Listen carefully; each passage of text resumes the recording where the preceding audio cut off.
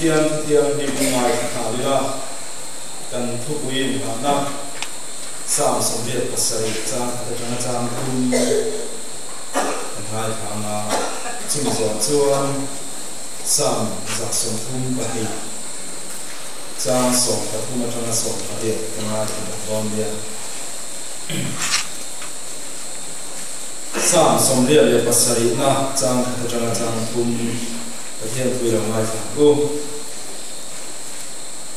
alung kum chu tlang thiam hi ma te chuan om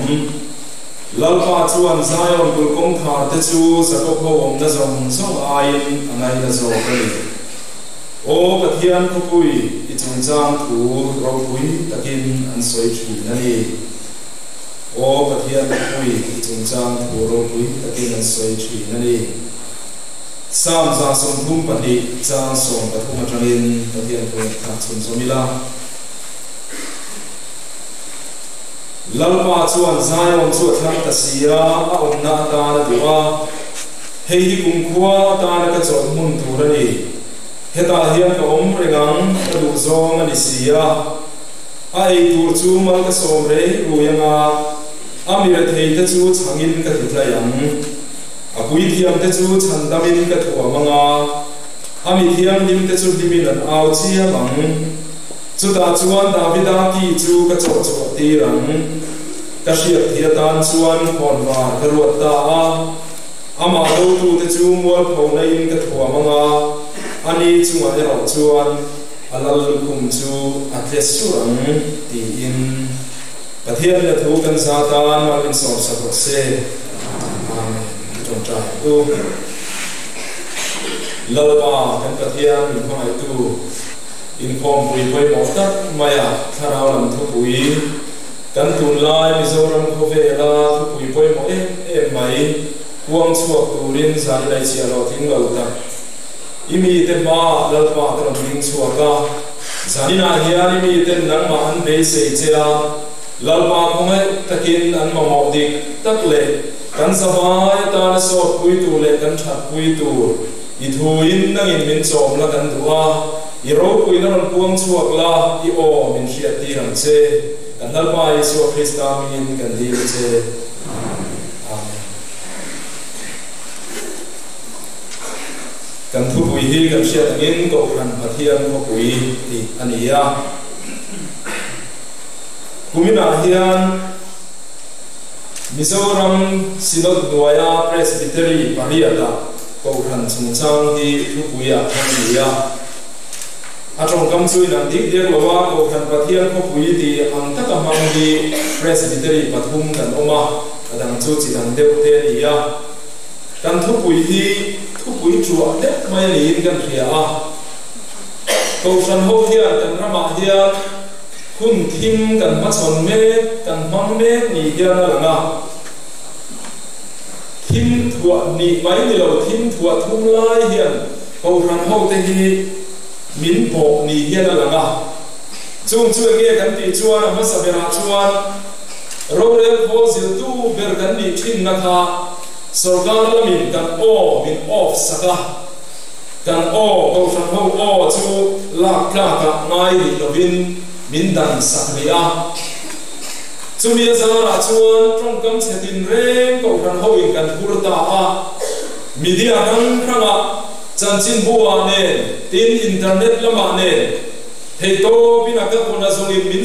soi sel ta ai mati bai turin ko khan soi chiat na thua leng vela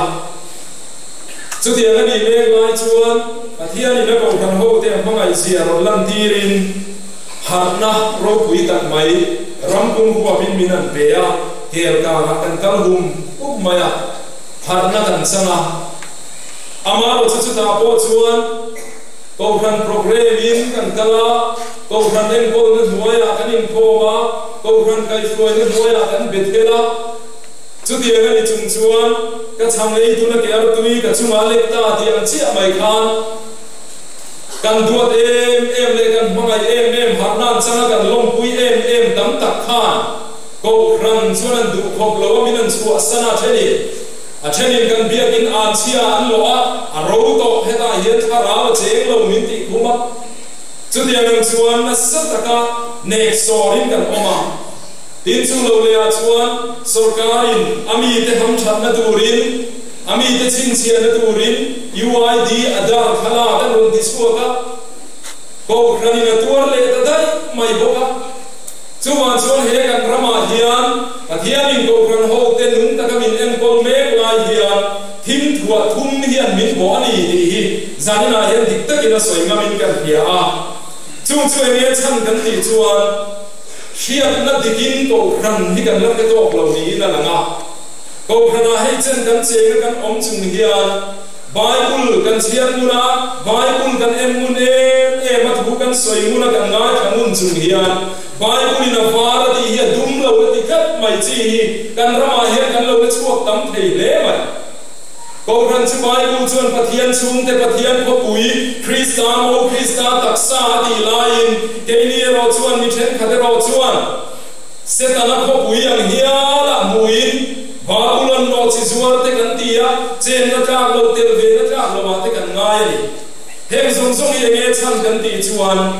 shiat na dikin ko khan hi kan la ke to lo bali chuan sanina kan thu pui hi kan ho tu te nan thang hi anu le in ka hia pathian tharau min pe ni poin ka hia a poi mo e mari ko khan ni na rang soi chik chia cha kom khop maya ma se ri lu tu bang ti te lo ma tin kan thu pui min lu puya dum na chin pathian ko pui ti lam hi kan lu chil por lo thei don lo wa eng body se kan ram din mun thir chungin kan ram sirti na rang leng vel te thir chungin zanina hian he thu pui kan zero dona zirti na dik lo pui pui te chon min nai tha pha ve khel lo ani theya amaro chu eng tik khuna motivi lam kal chang te tar kwa an lo don son la ta tin ti be sein zanina hian chu tiang ang zong te po chu kan tham tel don ani ti lo pia ila change tin ko kan mi pui zanina lo pum khom te hi chu mi het zirti na rang le ve lai pon we thu zo lo ka kan nia chu tiang ang ho chuan ko kan hi enge ani kan chian zui zer he na turin zanina hian pathian ko shan om sia hi kan sir ho le don ani ti chuan ma sa vera chuan ko kan soi fiana hi toy te in lut lokila Tutung dui huna khan Israel fa te saltang chu pathian in tum fel tak nein na koi chuaka ama anin lam china ma an kung kho ma chi bayan bu china chu tiang anga pathian in ako chua te kung khom chu hebrai chung in khahal eda tiania chu tutung thar lama Greek chung in ecclesia ia da ani ve thung ta a chu mizo chung a ko kran dan ti ya lo ni ta ni kung khom him soi na hi ko kran ti na ni lo ba ni za do la tura pa ho rol kung khom ri mo te ko kran ni lem lo wa kan ra ma hian ka chin chia da na su lo chuan ko kran som ri le pasari mania helai kan presbytery chu ma ding thar ko kran khami ne khan som ri le pasari kan o in ka ya kung khom nek enge mo nek hian ko shan ne mo in ti mai hero olania bulldozer ko khan te kan mani kan rama hian eng tiang nge turin chu niang o ti khat ang hiat pui lo an no pu pu zong ni dal do nge ni ma mi far te ko shan te ko lo mani eng tin nge yen mo na o ma na khachen ma mi far te kan dula ni ya zai ti ma me tha ko ka am hinga ko khan lo ku mai ko ka lo om mo ni mai the tu la chen mi nu ani to wa mi nu bing choi ko khan han pu ri ko mai ka chu a ho hiao ni zo le so bi ko khan ti te lo ma ke pun khom de khan ko khan ne mo ni ti se mai ani chu tiang chu kan mai pu ni ko khan na soi hian ni lo wa pathian du zong ti tu ra ko te pun khom ni mai pu ni ko khan na ti chu ani tin hebrai cho kha hal di hian in khom na in suna bo ye ko thei bo ka chumi pung khom te soi na chu ni thei bo ka ni tin hem ho kan soi le kha hal eda ecclesia kan ti ho re hi plural ani ya sa plural form kan ti pakhat ai tam soi na vek kha ni ya collective noun kan ti chi kha ni pung khom ho a hu ho pakhat ai tam arwal ho soi na ni ya kan rama hian tu lai hian ni then khadi ke ma hi ko kan chu kan po la om lo mai la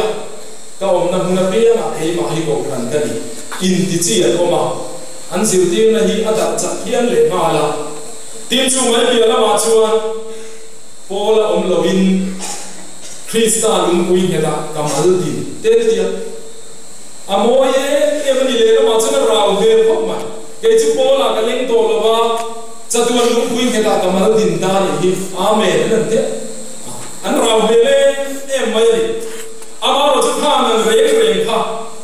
khatian na mi mal atha bible ko khan dia so ye ni ai lo mi mal chu suala ta ko chua chu ni thenge mai ama ro chu suala ta ko chua te pung kho pathian tu zong na thok tura in te khom kha tak kha ko khan li chu ni ta ani mi mal hi ko khan soi na chu ni zer selang chu fiam tu thona te ko hen ren te tu na ni tio kan cheno ma tu mo kan nge te zo ma om chu tut kem nei ru ching lo om ta sa kan cheno ko khan chu tut kem nei ni mo han tia la mi ba mu sin nan khan ren don le ri mi mal hi ko khan chu ni se la ro kui thei lo phải hết lại cổ phần chút, phải mua ruộng thì mua thế cần tiền là được, tụi cùng sắm ruộng thì mua thế cần tiền là, cổ phần tụi cùng sắm ruộng, cổ phần in hỏi sen đâu, cổ phần in hỏi ô đâu, mập đâu đâu phải ông thầy đó đi, chú bạn cổ phần đi hay chân là đinh thầy rồi ông thì mà đi xuống đâu đi sẽ là, ông muốn xin ông tuổi mày đó đi, ama rồi chú mang chú cổ phần nó đi đâu, mình mà lên cái cổ phần nó đi ngay rồi, tiền siêu tiền là trên khắp lali suwa hian ko khan hian din reng reng nei ne helum pui chunga he ka ko khan no ka rem chawanga atia anga alatia lo future ten salani aladin reng reng lo ang ti chawalani tia tu na kan om na ko khan ho reng reng hi on nuat suat ta vek mai sir tim na kan rama hian om ko kani azia lo khop mani phak to to kin kanin ti school ve lom sia chu tiam chu lo dik ta de reng selani le dan Bible is here thata mangai mai om ve tiro thu kon lu ko khan pasari ne na thu ele ka thong te ding nge dan le in thang ta tak le FSC kwa Christian Club ho ne na le ka thong te dan ti mai ti don kha ti mai kha ni don ni chuan lali suan helum pui chuma hian ka ko khan ho ka rem chawanga ati hi Pentecost nia tharal thiam limin at takina ron sandira Kanal Tiang Lim Chuan inauguration program ahon na program haron mangta chuda tang chuan tun hun kheng hian pathian ko khan ni kan langal ta selani suala da ako chua te pung kho chanchin tharong bom na thok tura in tel kho pung kho chung ho chu ko khan dia soi hi kan lo ni ta ni tina do le chuan ko shan hi pathian kho pu ni ta ti hian zui ta ila tan Bible hian ko khan hi pathian ko puya ni ti in khoya ba soi la ba thuthung lui lama pathian ko pui ti an soi chin chu Jerusalem ani Zion kul pui an ti chin tha chu pathian bo om na pathian chen na Israel nam senta pathian an biak na mun in thoi na an dan na mun an ngai do em maya chanchin ngai nom deu deu le Jerusalem pa azin chua don chuan Jerusalem vai phut pha funa hoi muna ko om sela atong trai don chuan chu vai phut chu a chap dara Jerusalem vai phut chu ma aching thi atong trai chu chu tiang khop chuan Jerusalem chuan mai duwa sala an tan lai po in ka thei gil che chuan ka ku ding lam hian thin tiam thei gil rose ka lei hi ka dama bet khat rose te pon ti ani chu tiang khop chuan Jerusalem chuan ngai buin an ngai sama chu man chuan ngai sam sum riat pasarina o pathian ko pui I chung chang thu ro pui takin an soi thi na ni le ti tak po hi Jerusalem ko pui soi na ta ani ti chuan thuthung luya pathian ko pui Jerusalem Zion chu thuthung thar ko kan lo ding tur dim tha chu ni ya thuthung thar huna chuan Jerusalem pathian ko pui chu enge lo ni ta pathian fa pa nol na mun pathian fa pa an di lum na mun na lo ni ta tun hun khenga tun lai history khenga kan thir chuan Jerusalem pathian ko pui ni thin chu ring lo mi te po in an che pol na le in do na mun thi sen chuan na mun rem na ya buai na om na mun ko pui lo ni ta chuan he tu thung thar huna hian ti sa pathian ko pui lo ni to Jerusalem hian pathian ko pui ni na hi hau zui ren thei to lova chuti me ngai chuan thu thum thara lali suale thara thiang lim kal tanga ko kran lo ding na ve thume ro chuan pathian le mi te in do to na rong na in bo sak to na pathian ina du da in rong re la pathian du dan tum din na ong thina adu zong kon chuai na lo ong thina phong kim lo rual long khom mai la dan pathian na min nau te ang maya von ta chu hisen manga din thara thiang lim manga nem he ko kran pun khom ho hi lo ta ani chuan ko kran hi pathian ko puyali ti do tin kan vai bul hian soi lo ma sela thu thum lu Jerusalem ni na ang zong zong pha he ko kran ho wa hian bu a ong ta ka wangin thara thiang lim sa ta chua ong ta ka wangin ko kran hi pathian ko puyali tin kan lo soi chin ta ani chuta chun ni na koi mo tak ni na moi tak ka pe ya pathian chung te thu tak par le in ma na Krista taksa mo thiang lim tharalam farhing ze turin pathian min buat sai ta ani chu sai na hian pathian ko pui tan ni na chu ani tin he pathian ko pui hi huap so ko pui ani ya kaman thisen ani van la ta khalo ni ti biang te an len nam lai tan ko kan bing remote te po hi kan lai to chiang ngai po Mizoram Presbyterian ko kan ti chin te Mizoram Sinod kan ti remote hian ong sia le e mani Mizo Presbyterian ko suni ila he ko kan ni ko so ko ni lo nam bil ming choi ko kan dim hi pam ni chen chen de kan nei to kan bil wi la pathian thara mi na chen pui thei tak tak lo ni hian lam be ani an ro em an bul em an fil fiak em chu tiang chu tin ku na ni tu na kan na ko khan nge mai ni pathian in ko khan chu huap zo ko khan ni tu ra din ni awangin mi zo ko khan chu ti ilam chuan mi zo chu kan lenga a huap zo lo ngata ma se Mizoram ko khan Mizoram Presbyterian Church Mizoram Sinod tiani hian Mizoram chunga che vai mo sa pe mo tuin ku ke mo takame mo engmi po ni sera he pathian ko puia hian an leng vek ani ti hian an tin nga ani Mizoram Sinod ti ri mo hian huap zo ko khan kan ni se hian an tin nga ani chutia mi lom nam bil minga ko khan din a ka thang da lom lai kan Bru Baptist Church an lom dina a chalo bok ma bok a bru lo chuan leng lo wa tui ku lo chu a tel ve thei lo wa mi zo ta na tel thei lo wa huap zo ko khan an ni ve to lo bible in ko khan na so yang tha an thing pha to lo wa pathian thara mi na chen pu yem ni o ti turin an ro mai chi na ni le chu da chuan e ko khan ho wa hian huap zo ko khan a chuan thara thil pe than dong kan oma thara la chim chin nang lo tak tak kan oma a thena lo in fe fuwa a thena ro chon fir no kan lam bial tok to pa chu tiang chuan kan ta la ma se chung zong zong chu ko khana hian huap zo ko khana ni wang kan leng fe kan ni le ya chuan ko pui ro pui kan nei ve lo le ya chuan ko mun nge po kan nei ve lo ho hai khua kan ni na te sia ho khua kan ni na te bia te khua chal ra khua kan ni na ho zong zong te chu chuan re lo te a an thei gil vek don chuan ni chuan thuma lo ral chuan mi te na lo la thei gil mai don ama ro chu pathian ko ran pathian ko puia hian hemiam ding sia kan ni le pathian ko puia cheng kan ni ve na ro hi chu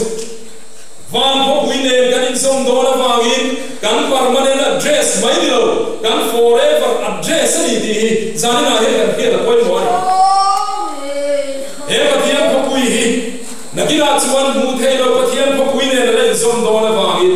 tuna ko pui ro pui a cheng ve lo mai la kan baba ka hian van ko pui ro pui tak mai kan tol lu na tur chu ma wangin chu ko pui mi te chuan ta dam lo ve an ti to mai lo ti kha nakira chuan kan san phol ni do na an sia reng om to lo na ko pui a hian long luin kan lo om to ni sam so riat pasaria ve kan bu kha lalpan mi din bing sia kuna chuan he mi hi chu ta piang chuan ni ti na chia zani ai lu na te nang le ke po hi kan fa ne na chwe hi ni lalpan mitin minga sia guna chuan nun na buan ke wang mingan sia guna chuan lalpa chuan he mi hi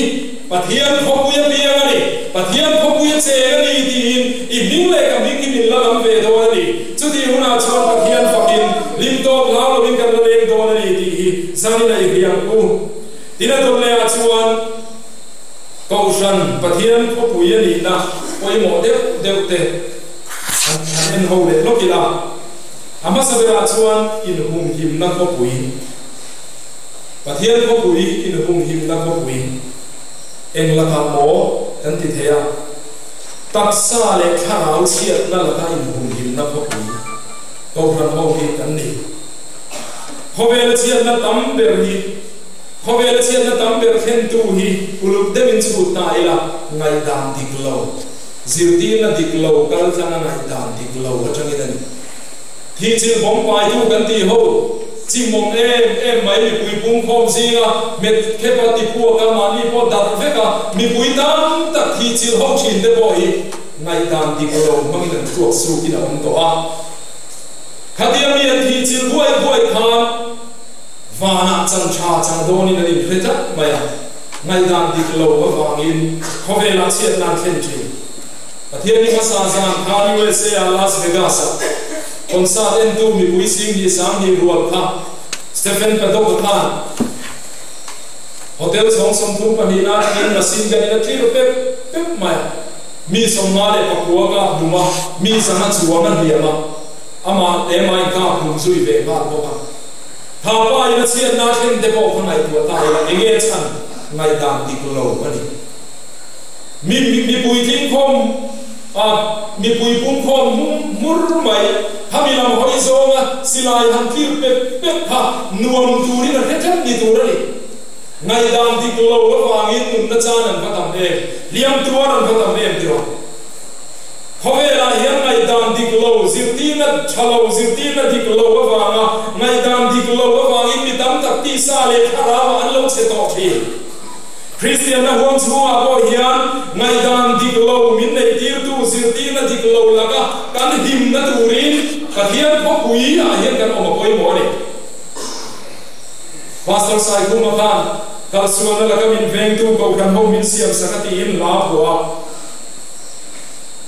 amaro chati la chan ko khana mi te nge ni lo mi him lo chin chu kal sual chin chu ko khana mi te nge ni lo mi zirtina diklo chona man chin ni e adi greng ma amaro chu ko khan le zirtina ke te re hi kei tak le lu oi tak te re hi zirtina dikloin akoi sual ngai lo ko khan ni kan chi choma mi kan tam ve a hal an so yang de mi chi ara loi chắc ching hi ko khana hian nge mo sa hi kan om ve thina kan phama zirtina diklo ina man tam tak te phei chu ching hia ina man pan po hi ni lo ching hian pan ni ti anga soi thei tu te po hian om khop mai eng po lo ni se mani pastor te mani upa te mani rombo tu te thu soi aya tu e mo thu soi mobile phone ma ngai kha ka chu ti an vel mai wa na ko khan so san ta te ko khan buda om ta chat mai te kan rawa hian ring tu kan fa ta em ti ro he am ho zong te din mu ni ngai tom chin le ma mana chung ka chwai so ka chu mi papa khatin rongai sa ve sin te he pa chu soi hi adik mel ko pasinatia ang yu ta alo da min ngai thap tir ve asoi zo ma soi ti ko mai thu chu ti chuan kum sang la ram hi mi zo ma nge hi kan sen do ni mi tiang min lo hi he ram nge hi la lo theng do na lo la don na chon ko ve nam tin te he ram hi lo kum om do na te asoi ti em mai lai mo me mai ni ti chuan chu pa chu lo oi fel de to mai ngoi de I oi umo da he pa hi kume ni izir chiang le ke izir chiang le lo e lo izir chiang ku yang che ka tia a ven ka fi da pam ha ti chuan kan zir chiang pui ta tua jo ko khan pa khata an ku pa ni ve to ama ro chu an ban tir a chang pa tian tu soi lu chi chàng comedian sa suy là lâu tới về mấy chỉ khát tiền qua khá lâu liền khát tiền là mấy thứ sợi khát là khát là chỗ là ráo về đây mua đâu thì khát mấy này chú này mobile phone mà thứ sợi ráo em mấy cái này khát thế TV cái cái này khát thế cái lâu đồng chí năng hi yêu ơi thuốc lâu tiền mu hết bắt thiên cầu khăn bắt thiên phô bùi à đây là in tour rong bố tu thinh lâu tất tên phá gần to cái in bùa sẽ in chọc sạch chín hi hết à hiện cần thà làm cho ông ấy thì cần viết gì là quên một một ni bắt hết chú ráo ta cái này phô ra hiện tu sợi đặt mà sẽ em mày à amaro cho chân xin chú bộ cho ngày đông lâu không có khả năng là chuan bộ cho không này là mình bộ không sarua với cái không thủ thì khả năng tất cả mày à sarua với cái này không mà thì sẽ này dùng đua biên chuan thì mình đã làm luôn sêu hạt tiền là mi thu soi không mà sẽ là khả năng chuan ơi làm được tục cần pastor tên là lúc bà tên là kêu lâu được tục hết ta hiện thà làm tụi mình cho ông anh hiện tiêm đi tắm ta cái anh lâu nói khả năng pastor mà chú tiền mình chuan quay xuống lên lâu ông chỉ là quay lên chú mà chú nào đều giải là hiện ram khát rau đều ai in upa rau lâu đều khá in pastor hul đều zo polo ni rose tham in thu soi ya khan in thap pui tur kan thap pui tur cho hi lampan na da so kani ti giải là hiện ko rano te ni pom ngam te lu chú ti ruan chuan ko khanen ko tu te reng ko hian kan mi le sa ten kan mi pui ho ten ei ta nia an ngai nge tur thu cha le ngai nom le ro pui le pathian mi ta le ei tu cha cho chuak tu ra bible chiar le thum trai ne in chiar zaw chung ko in chiar zaw le thei to chuan in wat sai ko mai ro chuan chan kan la ko in chu dia zo chan kan la lo chuan le la ma hian kan phe ma in chan la em mai sia kan he lo hun theng ang tia na om pho tim pho na hian tu dik ei chi le do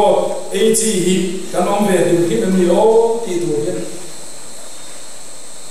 ho pa khata chuan pa khat hian la sai sen na chuan ti chuan a soi dan chuan zo su hun lai zari ko kula rahabi no chi chuan him the dan kha soya atu vera la sai sen na lo khaya chu hang chuan hi mani kan rama hian chai na ra lo lian dona in tu vera la sai sen hi lo khai ve chuan him dona ni tia an le sup mai la sai sen kha tu vera khaya an khai da thaka chai na ra lo lian mai si lo ti chuan ruwa chuan ti dan dan ngai tu le ta chu pa bok chu kal le a passport thala ki lian dem mai hian siama cheng som ngai na zuara he ka thala ki sung tin in lo nei chuan chaina ra lo len huna chaina sipai general te lo en tira an ni chuan kan in biak po ve to wangin ka thala kan hu khan kan mi le sa in ni tin hia an hianga in him do ni a that ve do lo cheu ni an le su amak thi nge mai hatia nang ma oi thei le oi thei that mai kamian om that mai ni ho ba khata chuan ho so ne ti pakhat hian ni kum chung kha kum ti ra kha sa kumina tu man lo nei lo tu lo in ra chu don lo ti ya chuan lo nei ngam lo an om ta fu mai a nei ngam ro chun tam vio an kho history a kum lo to me chuan an kho history a bu an thar tam ber kum lo thek ta de mai ni amaro chu ti anga po chuan phakral na chuan zong tho lo nei luen tam sian tan ka thong cha ya lo ma tia chu wanga bu thar cha chu na chu le nia tho me ni phatia nang khan mi tam tak hi siu ti na di glo le enge mo mai mai hian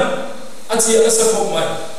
ho ka khada chuan Easter Sunday lo theng don khan mani bong ka lu chunga cross var ta vek tu ran tia cross an siam su ka te tak te yan rong varan hoya cross var ta lo re chu tharau thiam li ma lo theng ve don lo wa cross var ta mai na chu tharau thiam li ma lu don an tia ma se Easter Sunday chu lo theng ta cross var ta le ta lo kan tin mun yang vek eng ma dang lo na chu hatia nan thu va vu mai kan oi lo na tu dan khan pathian ko khran pathian ko pui a hian heta hian hum him na hiền căn big na tur mun hi omani ti hi kan hiat chia la koi mo khom ma rau mak tak tak hiền hiền min ti ti tum hiền om fo mai chi na to kan dam u na te pastor pa khatia sai kan hiat pe chu angai nom hopin ka ria marla asal ni ya bial fa na du ho du la shwa ya bial fa na isuan tui vai lu lo lian put maya ta chuan ti ngai na om ta si lo lui kam an trong trai wala an trong shet lo te ha ta chuan trong shet lo an so hu chuan pe se pakhat chuan si ngami chuan pastor mosia chama iding mosia ini mosi tian khalik ro an pita pastor kha tui vai lu lian kha phok cha ti la tum ta ni chuan mau tiang kha la pastor tu ta khana be bela mosi ban har ro tiang le ro ati pastor chu a soi le lo a min ti mol mol sia a cha ve thup mai te ko kha be se yom tho sia te ti chuan mau tiang chu zakar ko min kan le ka tu vai mi lian tak mai chu kan hlap pum ma a per chok mai ne ha ti zong kha chan chuan hati yang kani rau tak tak manghian cu ti ro cu ti su ti hi alo chuang mai ni kan rama hian ma seung chuang lo ro oi lo tu hi mi hian an oi na sakok mai hil long na mak tak tak la tam ni kuma bia te ya presbytery in phong pui kan donga kan in buat sai kan thei to ba kan in buat sai wang lai kha chen khat chuan presbytery in theng don lo thim thuan ni na nang don cheu min ron ti sia mai ni amaro chupa kan khiati ro hati khani athian ni samin khom ban la le ka chona tai nei lam han lam ve mai te ko khacha ko rum to mai ni kan theng ro thing le ka viau si kha pathian sara hati khani zelani chuban chuan kan rama hian sir tin rang oi lo tu hi min an oi kat mai ni WhatsApp group pakhana hian Paul chuak lam chi ho le etiang na ram chi na lam chi soi chin ho in tel form del group pakhat ai mi lo tel vea eng ma chu ka tho ve ngai lem lo ma chun thu sia thi ka chiar thina India le China ai Greek rap de lai mania he lai butan ram ria doklam stan of an ti lai vela anin chal tau de lai te kha an active em mai chu WhatsApp group a chu zone te thu do don lo China lian don number sente u lo kal thoi uten tia khanan khure mem kha group khanu ne mem mai amaro chule doklam stand of achun rem na thu thuman ziap ta anan ziap ta dai mai are to thuk mai ni chu group chu wan chuan kan be se i khoya ge om kan ramrim tu tam takhian kan be se i chu iswa hian ni to me lo ti ro kan chap communist sarkar atian be se na kan bat tamai mai ni China sipai ho sila ya tian kan be se nei in kadin kan phe tamai mai ni chu ti lam chu ni lo chu wan chu he ngang chi zirti na maksat tak laga ifilin thainan hum himayom thaina turin itaksa mon pholo na turin mi ten nan husit lo na tur chein I tharau ven himaom na turin in hum him na phapui pathian phapuya hian chero he pathian phapuya hian lumoi takin thangom takin om sel mai mi tam tak chuan chan chuan kan som na po dik lo diro hum him du in lung le na ram lai tu ya pe von mai chiang tu ko kan soi chuan man chui chuan mai ni de po ni nomin ka hia ni pakhat nu pakhat heti ang huna pen ve a oma nu hau sata thi na ria amaro chuna chuan le oma ti em to maya in chira in lam le ka simma hoi ki kha a pen la huwa changa han chua chau le kha a he ve to sia a chang la lo ka tang la lo to ati ve sia she om ti em a rum kap kap a om me ka ni tu na hin ani chau lo po no kan rawa yen mi so Christian kan tak te ku chu ang hi kan omin ka dia ku chu kan dia kan no online kan zero thi primary school ve la ni ka dia atar mi bun la zong chiam mai he te na ra da where are my glasses atia hoya le tar mi ta o matia zong vak mai ato pan pui na bu chu pui dai pun re ni lo mi atia kan rawa hian kan ring tu tam tak hian kan kol reng hi kan kol lo mo ti in kan zong thi in hum him mi duani chuan hum him mo le hian chuan pathian ko khana hian he pathian ko puya hian hi mari hiren ko lo theng se ka hi mari lu pharo pui chuma kan tian kha he ko khan pathian ko puya hian kan hi mari he in hum him na kul puya ni ti kan hian rega poimo thadang ni om takalo lang thi nang ma se thangani chu chu kan hian poimo kan khobela hian sir ti na dang le he tu dang kham sangaron lang poina po ro re na chuan kan moderator te thu cha kan chia hindu thua ti kha india ram hindu ramachanti tunna hindu ten na sa takin kal pui kan ramame mai po hian chu mi pe pakhat vka antia vanesi kalian asram manti chu ti ang ho chuan chanan ron la hinduization of tribals antia tribal mi pui mizo mi pui te not is mi pui te ho hi hindu min chanti ran tum me ani hindu a chuan pathian tam taka oma tang ten bia mi pui ten bia lung pui ten bia mizo te po in pile pu ten lung pui bulan lo in thoi na chan te thing kung bula thing bul lung bulan lo biak na chan kha in bul pui taka hian hindu in lo ni wang ani ti zong in tuna hian mizo nam hi hindu min siaman tuma zo sa kwa in ti te ne hian chan pok me ka ta chuan hindu le ka poi mo upanishad kan ti te bhagavad gita kan ti ho te kha mizo chongin an le ling ta chutia nang ho chuan kan ramai khom pui te pon bot saya nikum masa lo ka thik su thia nang khom pui a pe ka chuan abul chan na turin ring tu pul pung khom te chuan bible kan te o pathian si pai bu kan u kan ti thin lai an ni chuan chutin an ti ve lo thang chua dia ran khima puanan ni pai puanan veka silai tin ur maya kein pathian ni pui pung khom te chu pathian si pai bu kan u ti a ko worship kan nei thin lai an ni chuan chutia min an ti ve ta reng lo la do an chama la do mangin bulan chanta chutia nang mi ho chuani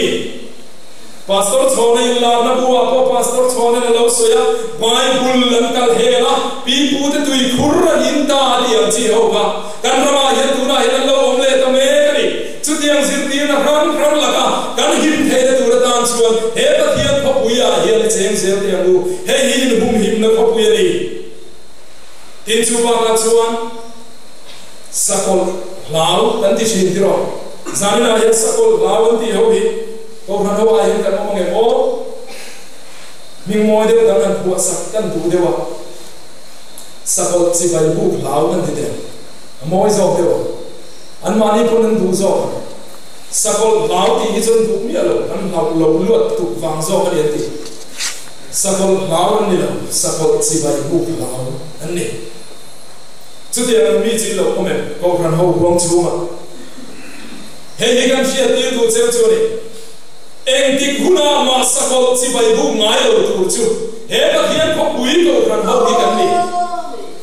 eng tik huna ma ko kan ho yan sakol chi bai kan bu don lo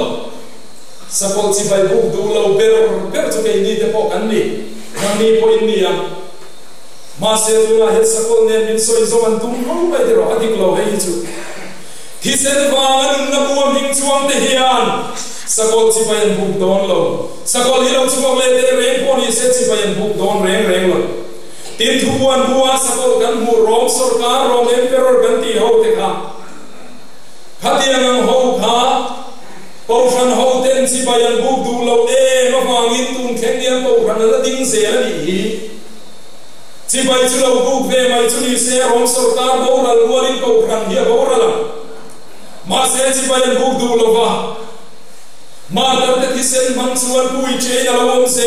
maya chu ko ran lali so krista kila lung poi mo berani na tir ko tele so ne te lung bum chu ma sak se chu nang le ke tu na kan che na ko ran pathian ko pui hian ya hey hian ma na ko ran masain sakol chi bai bu du lo wang ko khan he ko ran hian sakol hi lo chu le te re ko ni se chi bai ya bu do lo chu ma chu sa ni na hian ko ran le sakol soi zom lai hey zir ti na him lo ni thu fa fu mai ni ti kan fia da poi mo adang chung chang a ko ran thi thiam lo min chan ti fo mai ko khan in zirti ri lomi than ro in ti ni lomi binti hemi chung chang ko hiso nga in ka hian ko khan hian adar ra promote lo ti phot mai te pa in farong tlan ho chon mai apa ka lau on te lau ho pin ron tlan pa chuan nge ho mati chule ti ina fasil chiala pangang mai te lo ni son khan ma mi ma ma se te na lau me le hayo atia anol som mai ni chu ti anam chuan ko khana kan mi le sa ta singa lo lau de an om do na wangin ko khan chuan azir chiam tu wei bo sai boya hei sa ko thil ne na in kai mo ya lo ni re le ne mo le thil la om chian ni lo e india ko le tu kan ni na nga kan ti ve mai tu lo ni e ti ko khan chuan o le ta chawani chuan kan lau lui that to ni chuan ko khan do lo bin india sarkari kan do zo tur chuani chu zo tur chuani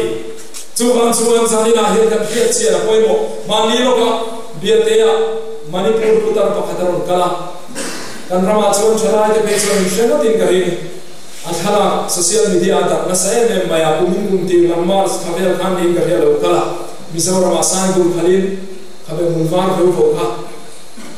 mizoram fu na manga chu thim thua ni chan na ni ti vela ro sai tu kha ha ron kala kan ko ta sange por len lu ta kan ko phio acham po ka khan do na cham in kari adar lau ti chen kha tho kha lo ko ma anan zo ta ani le nge adar lam te hi anan ti kha achil ta mek mai ni he te lau tu ri le le sarkar ko le tu kan ni chuan he chu kan ti tu ra nia sa ko na le zong re le atia adar lau ho pum kho ho kha au ira den hum tu ram mai an chan lo khana chok ta sia an pu ru se man ho dar fek mai ni te asia lo khop mai kha pa te kha thara lo ma chan ni khop mai pathian tu hian na po pui khop mai ma se adar lau lo ti be tok khop mai adar ka ta ne an lau ni ke di ai ro zo le ke di ai pathian tu mu zo ni o ma lam tam tak ki he thil lau lo hian ni tlang ko India ramakan missionary Mizoram kan thom chu zong ti mai te he ho te po hian an mam chang ka ye den fek mai lu chum ba chum huwa ma tho ho hian an sor chang ka lu nikum lokal po madhya pradesha nula pani anti boy kan hiat kha ichong trai pu yang kan tia helai twicha ra no presbytery whatsapp group ata po kan post kha biate nula kan nei te po kha hulai missionary zong te po khan an nei an mam chang ka lu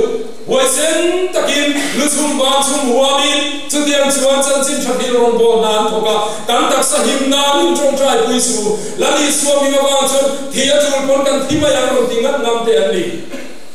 chuan chu ke ni ai rau ke ni ai in pe thu zo tam tak hian lau lo chudi lai ka ra lo lau thi tam tak ho hi in ngai tuang u he thil hi sa ko ne len som lo ti dia ila Chen khat chuan ko khan te po yan on soi lo man on soi go ma ko khani om na ta kan ta lo ve lalpana hoi sam ta lalpana thu thung tha ta te ti kan pa thia ni thu thung tha sek chi na ni lo thu thung lui kha soi se ko ma ni lo wangin afa pa thi sen soi se lo mangin ron kha ta mai chamani ya he thu thung tha ne tha le se te so ni su kha pa thia ni sit ti na ni na se to lo ti ti na ni ya Jadi laga lalpan itu cuma kaki zut sih ya kembali. Nawale sebelum kesan himna tu rata tu rumpa kata to long turok di kato kan itu. Subjek kacir kah kumsatan kata to main. Jadi cuni min lo kan pian thar tu rumle tu kan pian thar tu kan khau mai pian tu rani lo tiro. Nawa long turok itu kan. Relo te a nawa tu lesu. Fok insiam zoro fok ful zoro ti relo tiro. Nawa ilong tu kaban san la vai lo mun siam zo mai te tire lo tiro athu thu ma kha me se ngai lo kan pathian hian subject ate to chata chona lu oi mai ni ato ka khen pui mai se la ni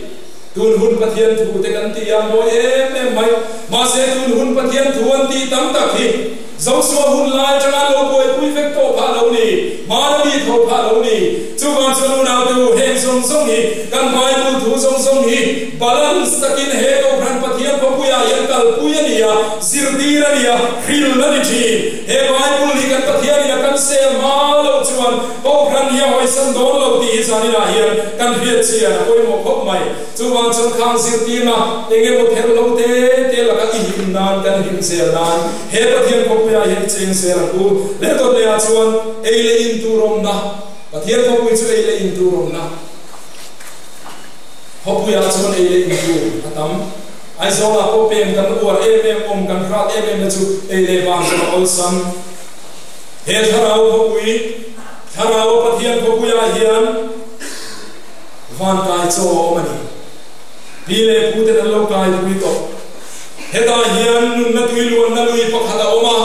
chumi peng te chuan pathian ko pui chu ti lom thin chung nung berom na mun thiam lim chu pathian chu lai taka oma hing lo ba chuan he ko ran pathian ko pui a hian ele in tu rami le sa ta tan pathian na bot sai thri sam sa som thum pania than ti hian kan bu a ei tu chumal ka som re ru ya amire thei chu changin ka ti tlaya heta hian ei tu ro mani kan pile pu te po phanan lo e ya van raman lo pai ta te ro nang le ke ya kai pui tu cho hi e ko pathian ko pu ya hi o mani kan fa te kan tu te lo la kan se tu chuan lo se tu te e le in tu po hi o mani a hau sa ren rual lo hi ta hi o mani amaro se ta hi kan hi leng su chu mi ring chak lo na wang le ko vel phong kim lo wang in ko ran hi ro chang nei ta cho tu ro ve ta lo kan upa tu sai ro kan pastor tu sai min chom lo chu tiang an ti hum chu kan nei mai ma se chu tiang an ya ba chuan ko kan hi chu san chi ani ngai lo pathian ei tu pe na kan thar le chi ru thi bua chiang takin kan pon Bethlehem a cha ma ka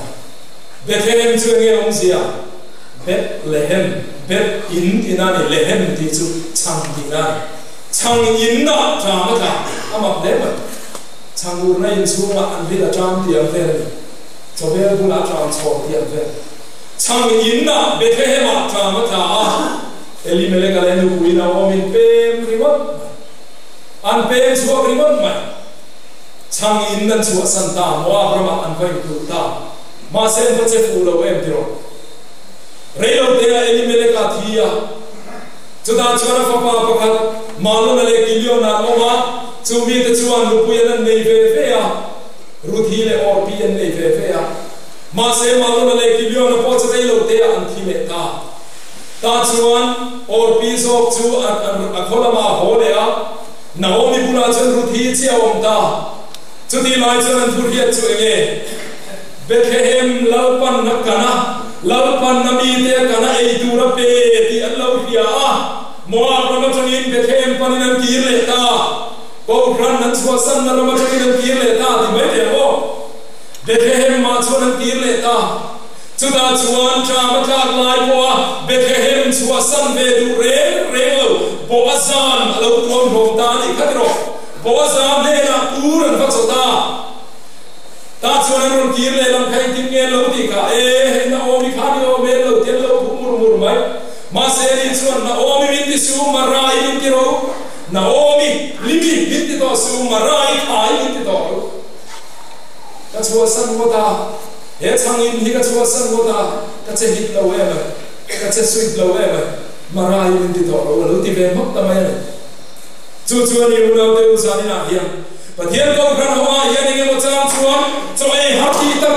hun kan le chi na ma se he hi chua san chi ani ngai lo lali suara kisena leite chu tiang ho ong khom na tur mun na dia wangin chua san sup chi ani ngai lo a chua san tu mia ki fulo mai ni adira chon raw ka kinan chua ka ni mai the ka tharawa leng lo heta hian ka rawa e lin chom pha ka lom lo ten ti ni mai the ma se na o mi ron ki le chuan ki nge ti kha muk takin ka chua ka kut be in ka lo ki le ta ni hi ti ni ka ti ro raw takin ka chua ka ro takin ka lo ki le ta ni ti na ani chuan san sarina hian ko kran pathian phopui hi chua san chi ani ngai lo exir tin na poi lo to mani mai the tuna henuna kanuna singa adam ka lo lau ka sakol nia lo ngai ka ni ko mani mai the ko kran hi chua san ba khe re su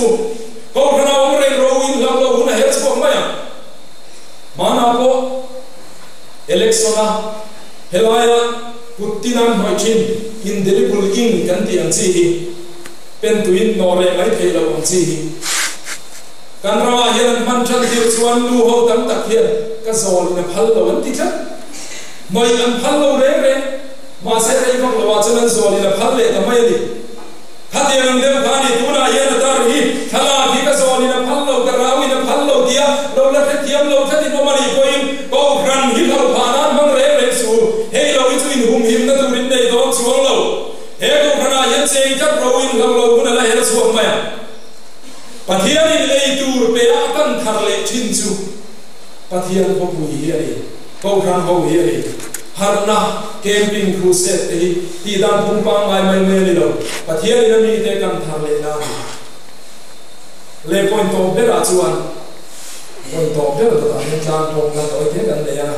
point to bera chuan pathian din le chen na ani ko ran pathian ko pui chu pathian din le chen na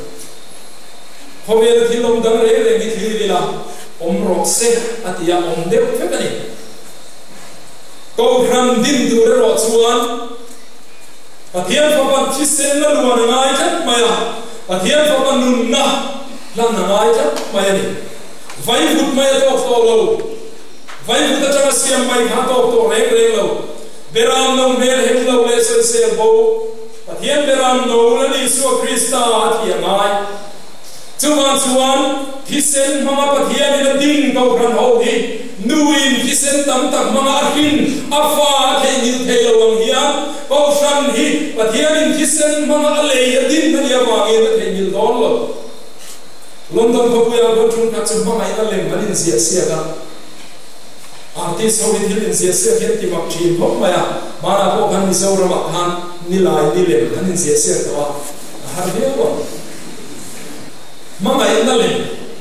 mangai na dem na le lo ya mangai na lem sia ya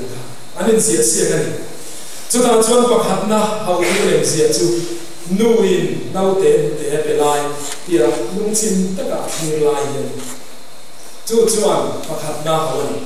chu ni ong sia kan ti chuan nu chuan nau te chu di sen tam tak manga hin ani ya ama changin chakna fo chuak zui le ma la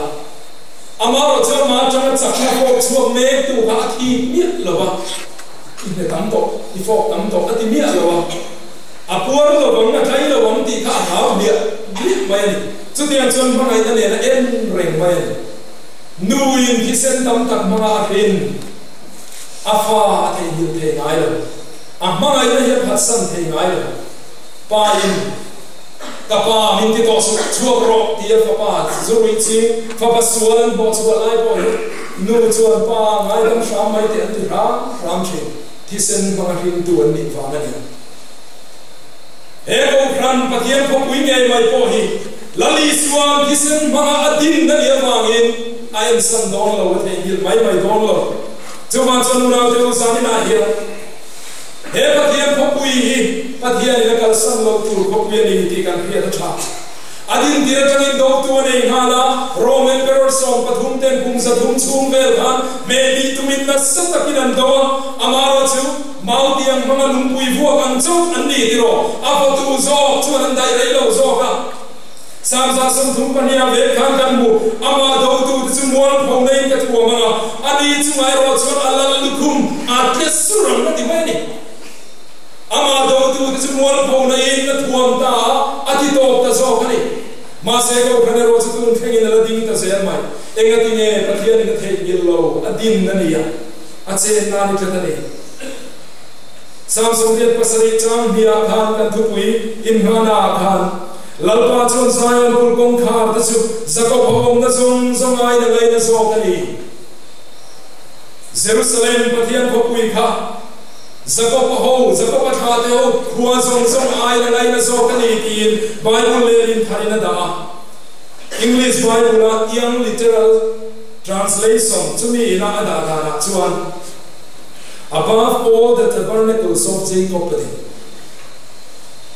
Halera biak bukan siam na chin pathian an biak na chin ang mun zong zong ai khan pathian ho pui kha ngai na so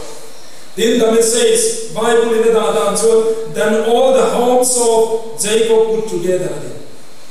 to me on sia chu Jacob tha te in zong zong chun kwa zong zong chun khom vek ai ko in pathian ho pui chu pathian na ngai na so na kan rama hian NGO thata takan oma oile te ko an tha em social bo ti mai te social chi pon dilo zani na kan social ki da bo le lo oile me chi pi ti te pol rang pol thata takan o ma se Bible le hovelin pathian apui ati te si nga chuan chiar te lan ni ve chong pathian apui ti chiar na mong chun chu he ko kran ho chi hian ni Paul chatak taka kanin mga chuta chon ngai ti thanot lo bangu pathian phapuya member kan ni telem pathian phapuya kan cheng telem ti lai tak mai I ngai tu thi ku Paul chatak taka thil tha kan pati hi tha e iti se thongu ma se chumia kan ti awanga he lai pathian ko kran hom nok sak lek lek ana kan lo ya ni vai ve chuan in siam chat kan ngai to ti na ni chuan chuan saria hian Lalpa chuan Zion kun kong khate su sakop hom na sum sum ai na ngai na so kani ti tun lai kan hiat thiam the dan turin da chok don tai lan chuan lalpa chuan na ko kran ho hi por kran chatak tak ai hian a chen na ta na thang so kani ti ra da ei ka dia adik ti ro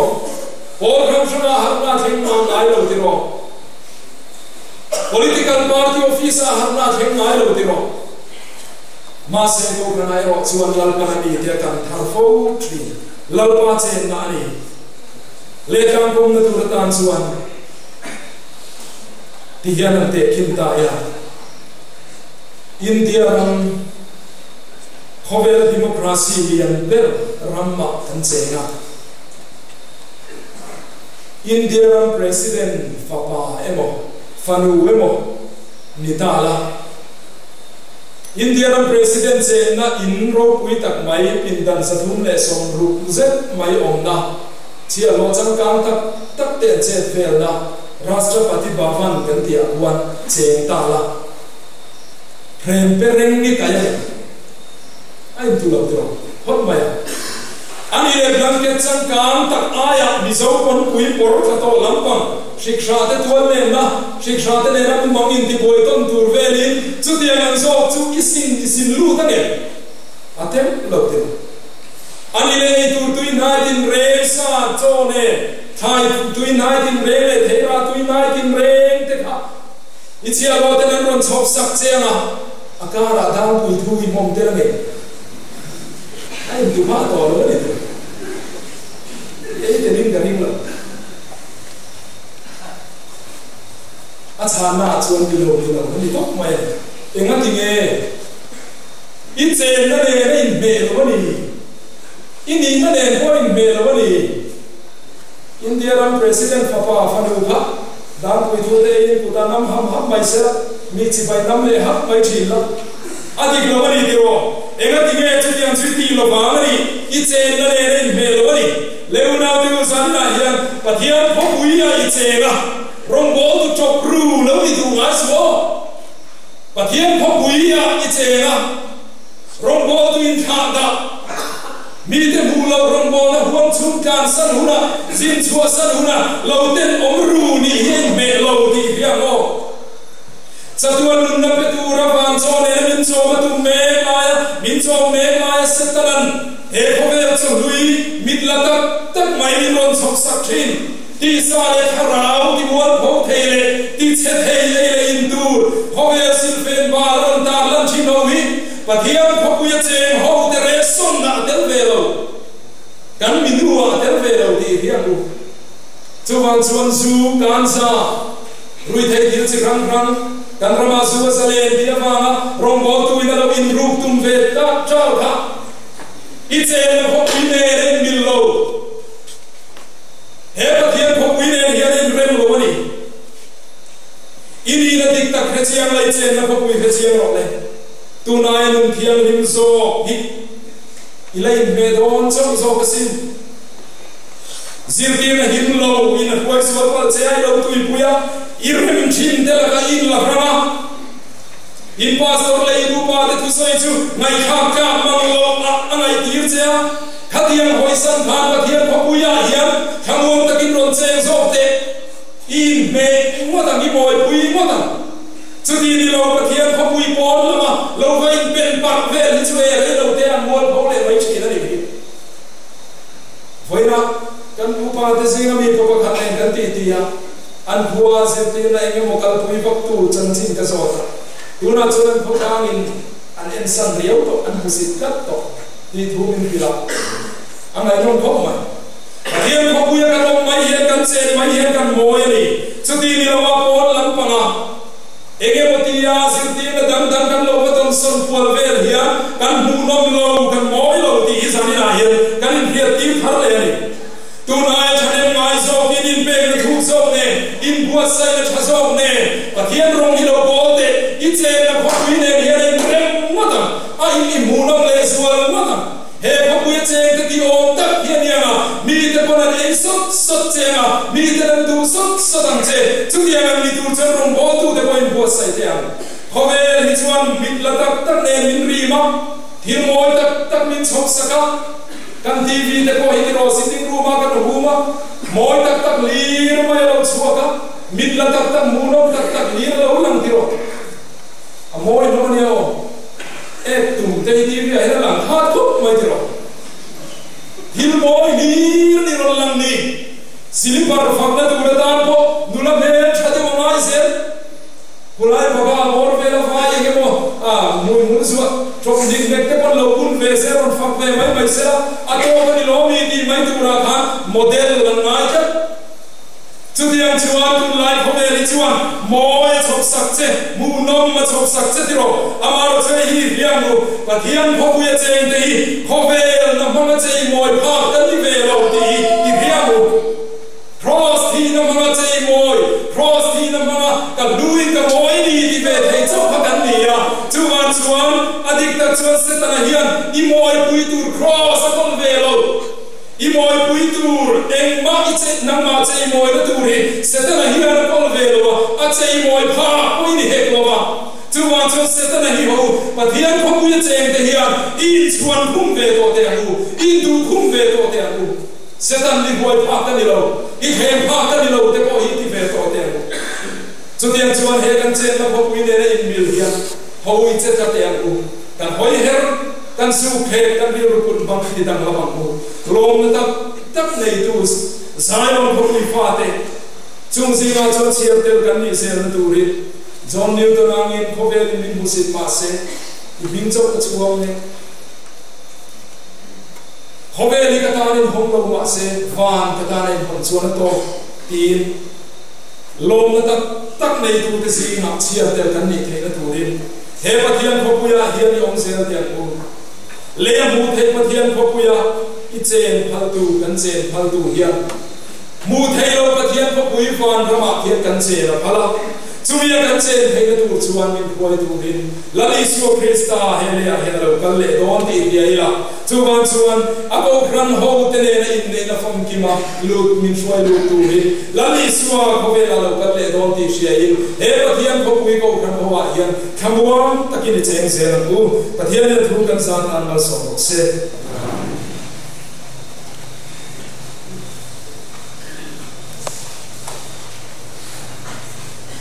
Kian kan